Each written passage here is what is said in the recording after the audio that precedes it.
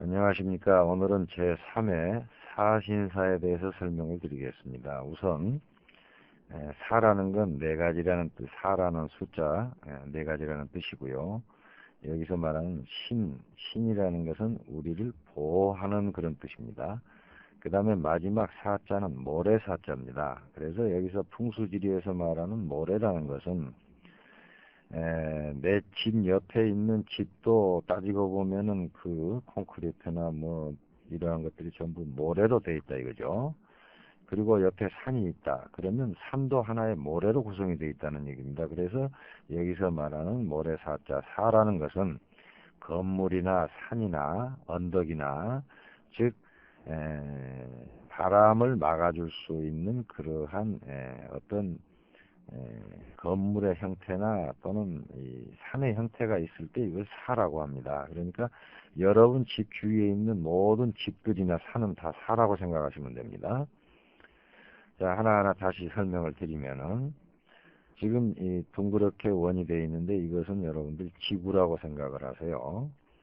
지구라고 생각하시는데 지금 사람이 지구 북쪽에 머리를 두고 남쪽에 발을 뻗고 왼손은 동쪽으로 뻗고 오른손은 서쪽으로 뻗고 있는 형국입니다. 그래서 이 사람이 이렇게 있으면 중앙에 지금 원에 되어 있는 게 토로 되어 있고 혈자가 되어 있어요.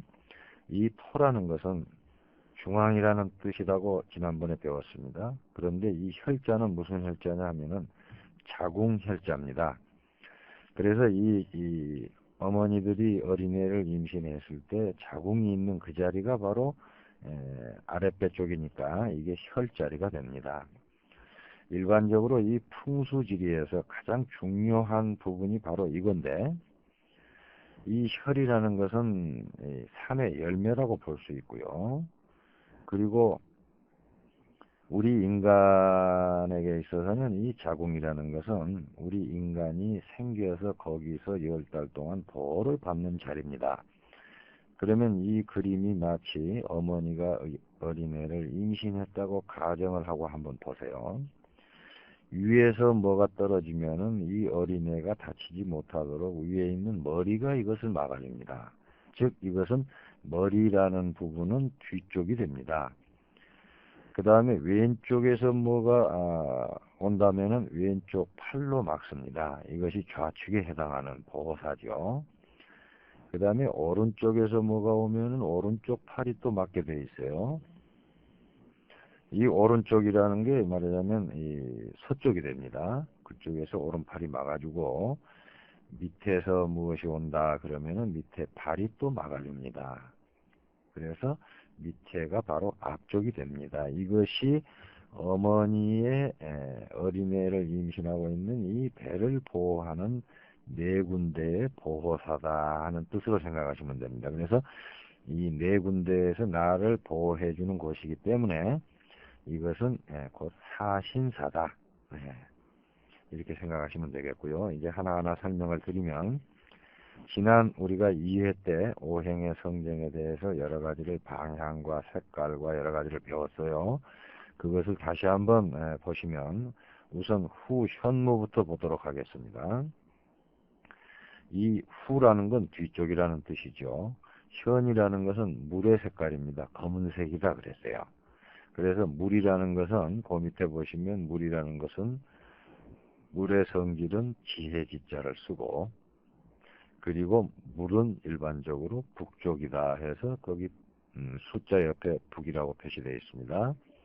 그래서 이것은 뒤쪽이라는 것은 곧 물이고 물의 색깔은 현, 검다는 뜻이고 무자라는 것은 이건 물속에서 사는 거북이를 상징해서 만든 글자입니다. 그래서 후현무다 하는 것은 우리가 나의 뒤쪽의 보호사, 예를 들어서 지금 중앙에 있는 토가 산소라고 생각하면은 산소 뒤에 있는 곳, 그러니까 산 위에 부분이 전부 후현무에 속하고요. 여러분 집이 토라고 한다면 집 뒤에 있는 아파트나 산이든 내 집 뒤에서 바람을 막아주는 그것이 곧 후현무가 됩니다. 그래서 이 수의 성질은 지혜스럽고 총명하다 하는 지혜지자를 쓰게 됩니다. 다시 이제 그 사람이 서 있는 곳에서 보면 좌측을 보시면은 좌측은 어질인자를 썼어요. 즉 좌측은 오행이 목이고 목의 성질은 어질고 또 목에 해당하는 방향은 동쪽이다 하는 뜻이죠. 그래서 이것은 좌측이기 때문에 좌자를 쓰고 목의 색깔은 청색이므로 청자를 쓰고 그리고 용용자를 상징해서 좌청룡이라고 합니다. 그래서 이 좌청룡이 어떻게 생겼느냐에 따라서 이제 그 집의 남자 또는 아들, 그러니까 그 집안의 남자에 해당합니다. 남자가 명예를 얻을 수 있느냐 없느냐 하는 귀를 보는 것입니다. 귀라는 건 명예죠.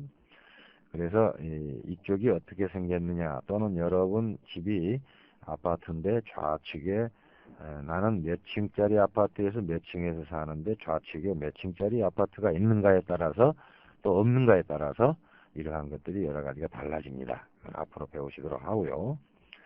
그 다음에 우측에 보시면은 이건 오른쪽이고 오행이 자 다시 그 안에 보시면 원 안에 보시면 서쪽은 금이고 그리고 금의 성질은 오를 의자다 그랬습니다.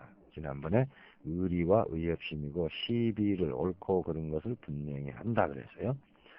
그래서 다시 왼쪽으로 보시면은 우백호라고 되어 있습니다. 즉 이것은 오른쪽이고 금의 색깔은 백색, 즉 흰색이고 호랑이라는 동물을 상징을 해서 우백호라고 합니다. 그러면 우백호라는 것은 곧 어머니가 임신을 했을 때 오른팔의 역할을 해준다는 얘기죠. 이것은 뭘 보느냐 하면은 여자나 그 집안의 여자나 딸이나 며느리를 봅니다. 그래서 이것은 옛날에 이조시 때만 하더라도 여자는 벼슬을 못했기 때문에 그냥 부, 즉 재물만 보는 것입니다. 그래서 부를 보는 것이고 재물을 보는 겁니다. 그래서 우리가 일반적으로 부귀영화라는 말을 많이 쓰는데 큰 의미에서 말하면 부귀영화라는 건 부라는 것은 여자고 귀는 남자고 그리고 부는 재물이고 귀는 명예가 되는 것입니다. 그리고 밑에 이제 마지막 전 주작을 보시면 남쪽은 화고 화라는 것은 예의가 바르고 화의 성질은 예의가 바르고 방향은 남쪽이라 그랬죠. 그래서 여기서 보면은 이것은 나의 앞쪽이니까 앞전자를 쓰고 화의 색깔은 붉은색이니까 붉을주자를 쓰고 그리고 그 옆에 작자는 참새 작자입니다. 일반적으로 이 화의 성질을 가진 사람들, 특히 이 화의 날, 여러분들이 그 이회에서 배웠을 때 화에는 병과 정이 있다고 그랬어요. 그래서 병이나 정의 날 출생한 사람은 화기가 왕할 때 출생을 했기 때문에 일반적으로 성질이 좀 급한 편입니다. 성질 급한 사람들이 비교적 말이 빠르고 말이 많습니다. 그래서 이 새 종류 중에서 가장 시끄러운 게 참새가 됩니다. 그래서 우리가 참새 시리즈라는 말도 나와 있죠. 그래서 이 참새가 말이 많다는 건 화의 성질을 뜻하는 것이기 때문에 이 화에 해당하는 남쪽을 우리가 전주작이라 합니다. 만일 여러분 집이 있으면은 내 집 앞에 가서 아파트가 있거나 상가가 있거나 또는 산이 있거나 내 앞쪽 바로 앞쪽에 있는 어떤 건물이나 높은 지역이 있을 때 그것을 우리가 전주작이라고 합니다. 이것은 막내를 보고 재물을 보는 겁니다. 그래서 다시 한번 원 안의 그림을 보게 되면은 지금 우리 몸의 전체를 가지고 제가 어머니가 임신을 했을 때 머리 부분은 후현무고 좌측 팔은 좌청룡이고 우측 팔은 우측을 보호하는 우백호이고 양쪽 팔은 앞에서 즉 밑에서 보호하는 거니까 앞에서 보호하는 전주작이라고 이렇게 말할 수 있고요. 다시 우리 얼굴 부위로 한번 가서 보세요. 얼굴 부위로 가서 보시면은 정중앙에 뭐가 있느냐? 코가 있습니다. 이 코가 바로 우리 몸의 어머니 배에 있는 자궁과 같습니다. 그래서 얼굴만 가지고 봤을 때는 코가 바로 집이나 산소 자리가 되고, 이마가 코의 위에 있기 때문에 이마가 바로 후현무가 되고요. 그 다음에 왼쪽 관골과 왼쪽 귀가 좌청룡이 되고요. 그리고 반대로 오른쪽 관골과 오른쪽 귀가 우백호가 되고, 마지막으로 코 밑에 있는 턱이 전주작의 역할을 합니다.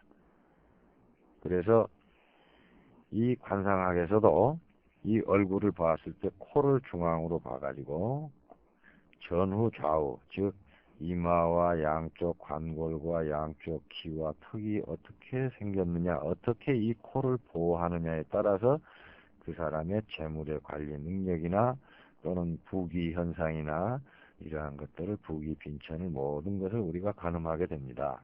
그래서 이 사신사라는 건 우리 풍수지리에서 가장 중요한 용어 중에 하나입니다. 이것만 제대로 볼 수 있다면은 집이든 산소든 우리가 쉽게 판단할 수가 있는 겁니다. 앞으로 계속 여러분들이 이걸 가지고 공부를 하셔야 돼요.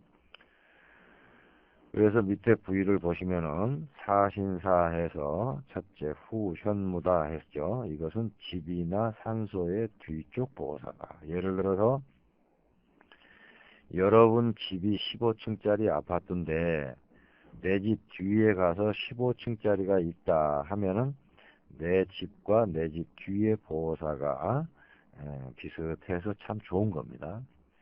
또 뒤쪽의 보호사라는 것은 우리가 일반적으로 봤을 때